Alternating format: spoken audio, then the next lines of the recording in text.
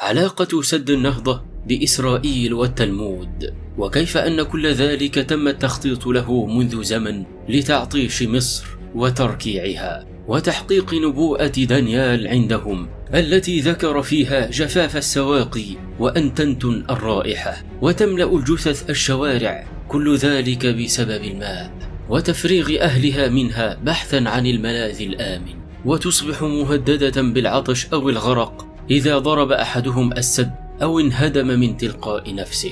خراب من كل جانب ليس فيه ذرة أمل أو شيء واحد يمكن التفاوض من أجله، لا بديل عن الحرب. ولم يترك آبي أحمد لمصر خيارا آخر، هكذا هي أغلب آراء المحللين والنقاد، وحتى المواطن البسيط الذي سيقع الضرر عليه مباشرة. في البداية متابعين الأعزاء، متابعي قناة أحداث نهاية الزمان، أهلا ومرحبا بكم. فضلا اشترك بالقناة وفعل زر الجرس حتى تكون على اتصال دائم بكل جديد. آبي أحمد يصف الملء الثاني لسد النهضة بأنه أشبه بقيامة المسيح، وأنه عمل مقدس لن تتخلى عنه إثيوبيا أبدا تحت أي ظرف.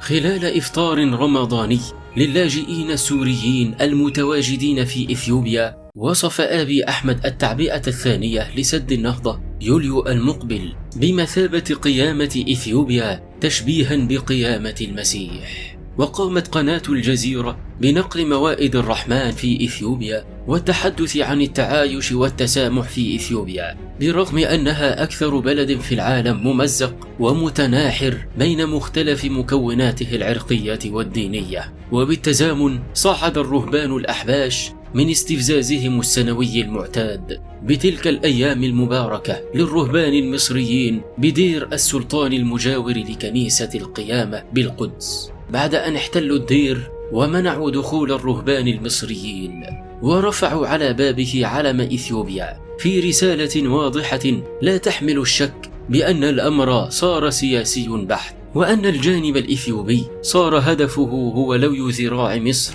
أكثر من التعبئة الثانية لسد النهضة نفسه.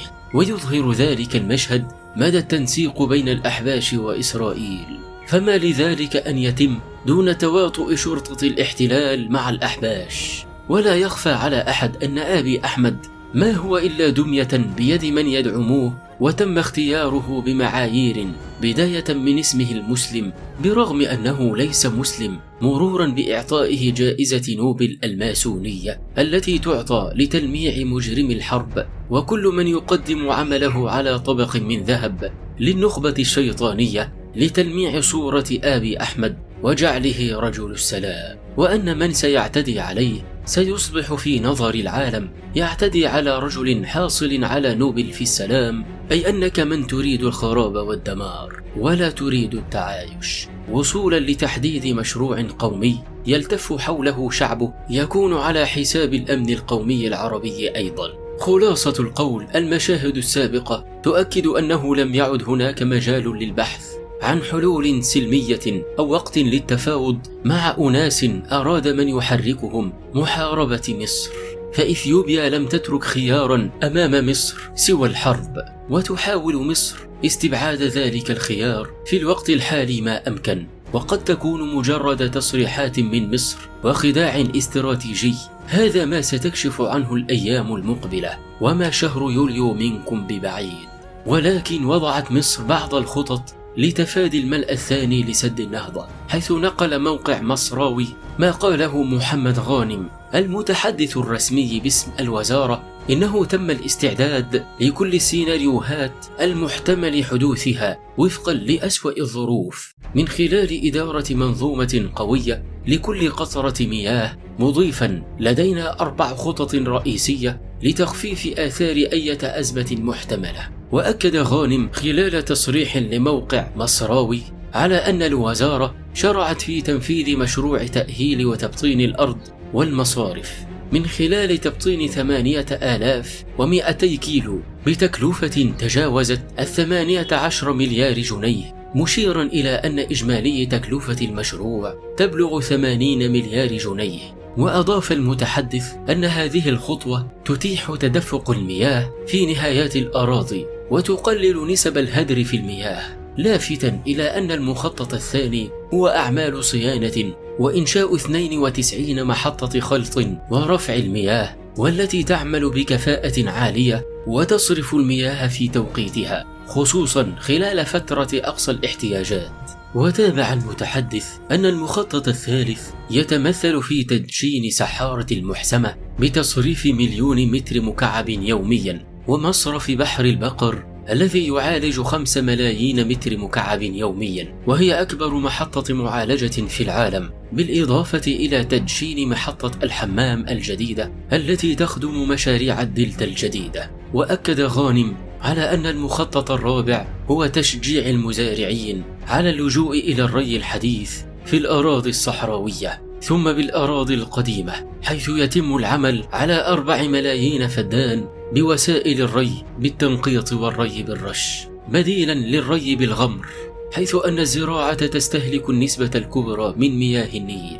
وأشار المتحدث الرسمي إلى أن مصر ترفض عملية الملء الثاني لسد النهضة بشكل أحادي، حيث تتأثر مصر والسودان بكل تأكيد، مضيفا أن إثيوبيا لم تولد طاقة العام الماضي وبنسبة كبيرة لن تولد هذا العام، ولكنها تسعى لفرض سياسة الأمر الواقع، وهو ما ترفضه القاهرة. فهل سنرى الحرب في الشهرين المقبلين؟ وهل مصر ستقوم بضرب السد حقا أم ستستسلم للأمر الواقع؟ شاركنا برأيك البناء أسفل الفيديو، وشكرا على حسن المتابعة وإلى اللقاء.